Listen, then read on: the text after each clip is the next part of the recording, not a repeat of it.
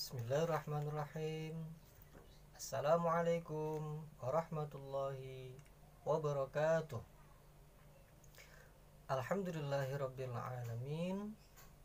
Marilah kita panjatkan puji syukur kita kepada Allah Subhanahu wa taala, yang mana pada pagi hari ini dan kesempatan hari ini kita masih diberikan oleh Allah Subhanahu wa taala banyak nikmat. Salah satu adalah nikmatnya, yakni nikmat kesehatan. Bagaimana kabar anak-anakku hari ini yang soleh dan solihah semua? Mudah-mudahan dalam keadaan sehat serta dalam lindungan Allah Subhanahu wa taala. Amin ya rabbal alamin. Alhamdulillah, setelah kita melaksanakan PTS pada pagi hari ini, kita masih dapat melanjutkan untuk video pembelajaran berikutnya. Oleh karena itu, harapan Pak Guru pada pagi hari ini kalian bisa menyimak dengan teliti video pembelajaran yang akan disampaikan oleh Pak Guru. Mudah-mudahan di pertemuan kita kali ini kalian tetap semangat, jaga kesehatan. Mudah-mudahan apa yang Pak Guru sampaikan nanti ada manfaatnya. Oleh karena itu, marilah kita sama-sama untuk menyimak video pembelajaran pada pagi hari ini. Pada pertemuan kali ini, kita akan membahas kompetensi dasar 3.7, yaitu memahami hikmah zakat, infak, dan sedekah sebagai implementasi rukun Islam. Diharapkan dalam pembelajaran kali ini, yakni di dalam tujuan pembelajaran, siswa yang pertama memahami makna zakat, yang kedua menyebutkan makna zakat, yang ketiga menyebutkan macam-macam zakat, yang keempat menyebutkan orang yang berhak menerima zakat, dan yang terakhir yakni siswa mampu menyebutkan hikmah berzakat. Sebelum memulai pelajaran, marilah terlebih dahulu kita berdoa kepada Allah Subhanahu wa taala. Mudah-mudahan pertemuan kali ini kita diberikan kemudahan dan kefahaman serta mendapatkan tambahan ilmu yang bermanfaat. Bismillahirrahmanirrahim.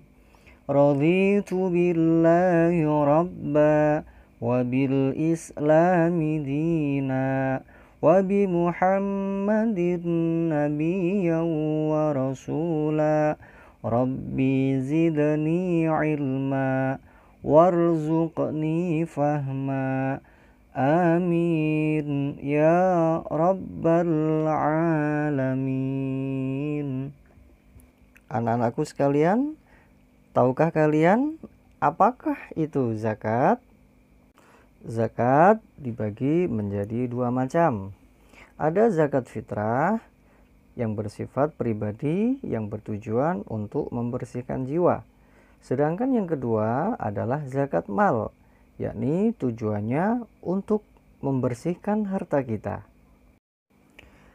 Pengertian zakat secara bahasa yang berarti tumbuh atau berkembang dan berkah, atau dapat pula berarti membersihkan atau mensucikan. Sedangkan menurut terminologi syariah, istilah syaraknya yaitu zakat berarti kewajiban atas harta atau kewajiban atas sejumlah harta tertentu untuk kelompok tertentu dan dalam waktu tertentu pula. Hukumnya zakat. Zakat merupakan salah satu rukun Islam dan menjadi salah satu unsur pokok bagi tegaknya syariat Islam. Oleh sebab itu, hukum zakat adalah wajib atau fardu atas setiap muslim yang telah memenuhi syarat-syarat tertentu. Sebagaimana firman Allah Subhanahu wa taala di dalam Al-Qur'an surah Al-Baqarah ayat 43 yang berbunyi A'udzubillahi minasyaitonirrajim. Bismillahirrahmanirrahim. Wa aqimus sholata wa atuz zakata warka'u ma'ar raki'in. Yang artinya, dan dirikanlah sholat, tunaikanlah zakat, dan rukuklah beserta orang-orang yang rukuk. Quran Surah Al-Baqarah ayat 43. Ketentuan-ketentuan zakat fitrah ada 4. Yang pertama, besarnya zakat fitrah adalah 1 sok atau sekitar 2176 gram atau 2,2 kilogram beras atau makanan pokok yang lainnya. Di dalam prakteknya, biasanya jumlah ini digenapkan menjadi 2,5 kilogram. Tujuannya adalah untuk kehati-hatian. Kemudian yang kedua, menurut mazhab Hanafi, maka zakat fitrah bisa diganti dengan uang sekitar senilai Rp38.000. Kemudian yang ketiga, waktu mengeluarkan zakat fitrah adalah sejak awal bulan Ramadan hingga sebelum sholat Idul Fitri. Apabila kita membayar setelah sholat Idul Fitri, maka hukumnya dianggap adalah sebagai sedekah atau sunnah. Kemudian yang keempat, ketentuannya yaitu panitia zakat fitrah akan mendoakan kepada orang yang membayar zakat. Sedangkan syarat wajib dan rukun zakat fitrah. Zakat fitrah itu harus memenuhi rukun-rukun tertentu. Apa saja? Yang pertama, harus ada niat. Yang kedua, ada pemberi zakat fitrah yang disebut dengan muzakki. Kemudian yang ketiga, ada penerima zakat fitrahnya. Ini disebut dengan mustahik. Kemudian yang keempat, ada barang atau makanan pokok yang akan dibayarkan zakatnya. Sedangkan syarat wajib zakat ada 4. Yang pertama, dia harus beragama Islam. Dengan demikian, maka bagi orang yang tidak beragama Islam atau non-muslim, maka dia tidak wajib membayar zakat. Kemudian yang kedua, orang tersebut ada pada waktu terbenamnya matahari pada saat malam Idul Fitri. Bagi setiap muslim yang melihat matahari terbenam di akhir bulan Ramadan atau mendapati awal bulan Syawal, maka wajib baginya untuk membayar zakat fitrah, baik untuk dirinya maupun yang ditanggung. Kemudian berikutnya, mempunyai kelebihan makanan baik untuk dirinya sendiri maupun keluarganya. Dan yang terakhir, zakat berupa makanan pokok daripada penduduk setempat tersebut.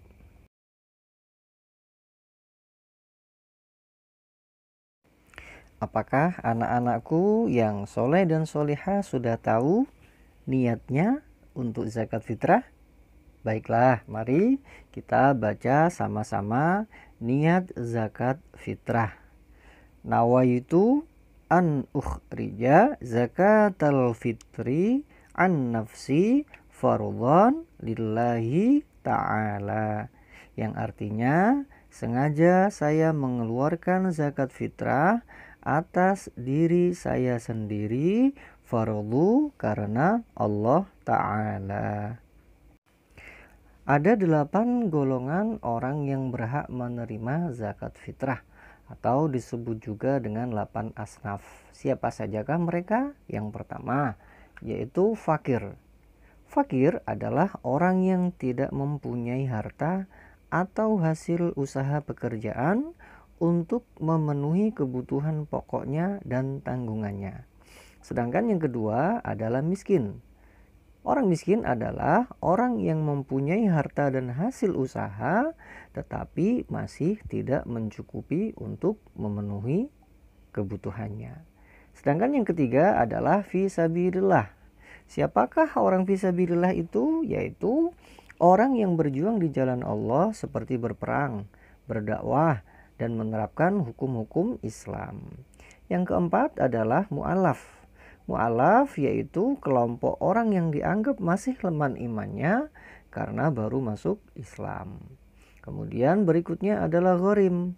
Ghorim adalah orang-orang yang memiliki hutang atau menanggung hutang dan tidak sanggup untuk membayarnya.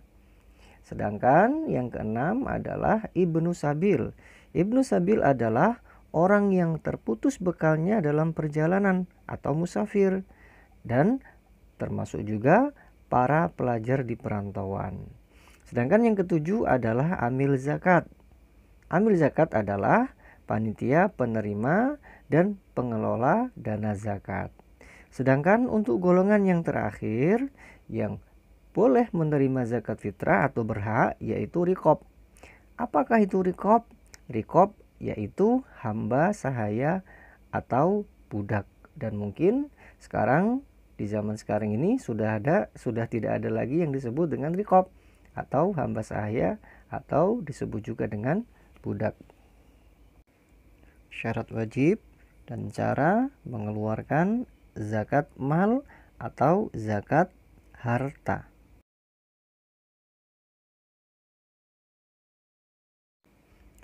Apa itu zakat mal atau zakat harta? Zakat mal adalah mengeluarkan sebagian harta yang dimiliki oleh seseorang karena sudah mencapai nisab. Apakah nisab itu? Yakni batasan jumlah harta. Dan haul. Haul adalah batasan waktu memiliki harta sesuai dengan ketentuan syariat Islam. Tujuan utama zakat mal adalah untuk membersihkan harta yang dimiliki oleh seseorang. Syarat wajib zakat mal atau zakat harta yang pertama yaitu dia harus merdeka. Yang kedua, Islam. Jadi bagi yang non-muslim tidak wajib membayar zakat mal. Kemudian yang ketiga, baligh.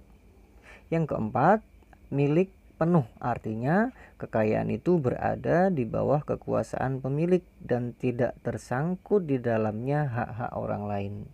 Kemudian yang kelima, berkembang. Artinya kekayaan yang mempunyai potensi untuk berkembang secara produktif dan memberikan keuntungan atau pendapatan. Sedangkan yang keenam, syarat wajib zakat mal adalah mencapai satu nisab, yakni nisab adalah jumlah minimal harta atau kekayaan yang harus dikeluarkan zakatnya dalam waktu tertentu. Kemudian yang ketujuh, lebih dari kebutuhan biasa. Artinya kebutuhan biasa adalah sesuatu yang harus ada dalam ketahanan hidup, misalnya seperti makanan, minuman, pakaian, dan sebagainya. Kemudian yang kedelapan, yakni bebas dari hutang piutang. Kemudian yang terakhir, yang kesembilan, yakni berlaku untuk 1 tahun. Nah, untuk lebih memahami maka perhatikan tabel berikut. Yang pertama, jenis harta, misalnya uang atau emas, periode dia miliki selama 1 tahun. Maka nisabnya adalah 85 gram. Yang harus dikeluarkan adalah 2,5%. Yang kedua, misalnya dia memiliki perak selama 1 tahun. Nisabnya yakni 595 gram. Yang harus dikeluarkan zakatnya adalah 2,5% atau 2,5%. Kemudian jenis harta yang ketiga yang wajib dizakati atau zakat mal yakni unta. Periode dia memiliki dalam 1 tahun. Nisabnya adalah 5 ekor. Maka zakat yang harus dikeluarkan adalah 1 ekor kambing. Kemudian sapi. Periode 1 tahun. Dia memiliki 30 ekor sapi. Maka dalam setahun itu pada saat nisabnya maka dia harus membayar 1 ekor kambing. Apabila ia memiliki kambing sebanyak 40 ekor, maka dalam 1 tahun dia harus membayar zakat malnya yakni 1 ekor kambing. Sedangkan untuk berdagang periode 1 tahun, maka nisabnya adalah disamakan dengan 85 gram emas. Zakat yang harus dikeluarkan adalah 2,5%. Perhatikan tabel yang kedua, ini adalah untuk jenis yang pertama pertanian. Periodenya adalah perpanen. Nisabnya adalah 520 kg beras. Maka yang harus dibayarkan adalah 5% atau sampai dengan 10%. Sedangkan untuk jenis harta pertambangan atau perikanan, periode pereksplorasi, yaitu nisabnya adalah 520 kg beras. Pembayarannya zakatnya adalah 10%. Kemudian berikutnya adalah barang temuan atau hadiah. Maka periodenya saat dia menerima atau menemukan harta benda atau harta karun, yakni nisabnya sesuai dengan 520 kg beras, yakni pembayaran zakatnya sebesar 20%. Sedangkan untuk zakat profesi, yakni per penerima penghasilan, dinisabkan yakni sama dengan 520 kg beras. Pembayarannya yaitu 2,5% dari hasil penerimaan tersebut. Adapun hikmah zakat yakni dibagi menjadi 2, bagi pemberi dan penerima. Hikmah bagi pemberi yang pertama akan menghilangkan sifat kikir atau tamak atau yang kita kenal dengan sekek. Nah, kemudian hikmah yang kedua yakni akan mendekatkan kita kepada Allah Subhanahu wa taala. Kemudian hikmah yang ketiga bagi pemberi adalah menyempurnakan tauhid dan syahadahnya. Berikutnya adalah mendorong untuk bersyukur atas nikmat yang telah Allah berikan. Kemudian hikmah berikutnya adalah memalingkan jiwa dari jalan yang gelap. Maksudnya bagaimana? Dengan membayar zakat jiwa kita akan menjadi terang. Kemudian untuk menghiasi diri dengan kebajikan dan rahmat. Dan berikutnya membentengkan harta dan menyuburkannya. Jadi jangan khawatir dengan membayar zakat maka zakat kita akan harta kita akan berkurang. Tidak, justru akan menyuburkan harta yang telah kita zakati. Kemudian menjamin harta tidak hilang secara sia-sia. Jadi pada saat membayar zakat tidak berarti uang kita akan berkurang.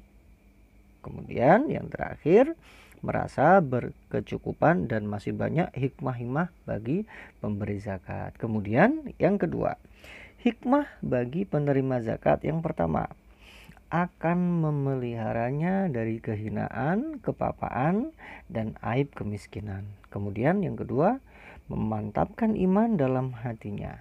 Yang ketiga, melepaskan diri dari ikatan perbudakan. Meskipun sekarang tidak ada lagi perbudakan, tetapi manakala kita memberikan zakat, maka dia akan merasa bebas. Artinya bukan hanya dia merasa sebagai budak, bukan. Dia akan merasa bebas dengan menggunakan uang itu untuk digunakan untuk usaha, sehingga dia bisa lepas dari kemiskinan. Kemudian berikutnya, bagi para ibnu sabil dapat meneruskan perjalanannya dengan pertolongan zakat. Kemudian bagi penerima hikmahnya adalah dapat memenuhi kebutuhan pokok ataupun tuntutan hidupnya. Dan masih banyak yang lain hikmah-hikmah zakat bagi penerima zakat. Alhamdulillahirabbil alamin. Materi hari ini telah selesai. Anak-anakku sekalian, untuk latihan di rumah, maka untuk tugas hari ini adalah pertama, kerjakan uji kompetensi 1 buku PR halaman 70 sampai dengan 71 yang A dan B. Kemudian tugas yang kedua adalah uji kompetensi 2 di buku PR juga halaman 77 sampai dengan 79 A dan B. jawaban disalin di buku tulis. Jangan lupa, jangan dikerjakan di buku PR ya. Kemudian batas akhir pengumpulan yaitu hari ini sampai dengan jam 8 malam. Jangan lupa dikirimkan wapri, bukan di grup. Jangan lupa, perhatikan ya. Demikianlah pembelajaran pada pagi hari ini. Mudah-mudahan anak-anakku sekalian yang soleh dan soleha dapat memahami materi video pembelajaran pada pagi hari ini. Pesan Pak Guru, tetap jaga kesehatan, ikuti protokol yang ada, dan mudah-mudahan kita semua dalam lindungan Allah Subhanahu wa Ta'ala dan terhindar dari segala macam penyakit, khususnya penyakit atau wabah COVID-19. Mudah-mudahan apa yang Pak Guru sampaikan senantiasa mendapat ridho dari Allah dan kalian semua menjadi anak yang soleh dan solehah. Saya akhiri. Assalamualaikum warahmatullahi wabarakatuh.